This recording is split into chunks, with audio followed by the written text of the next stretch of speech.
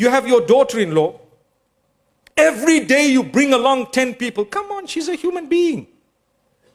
Make it once, twice, that's it. Every Eid, the same daughter-in-law, every Eid, it's expected of her to cook for 50 people. Whenever is she going to have the day to have an Eid? And we blackmail her spiritually by telling her, this is your Jannah.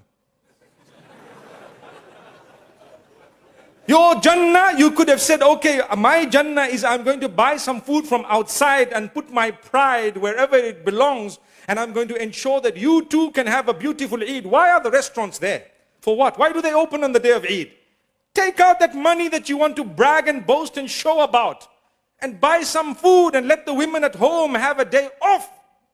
May Allah make it easy. I see the guys are smiling. I suppose those smiling are those who own the restaurants, right? Free advertising.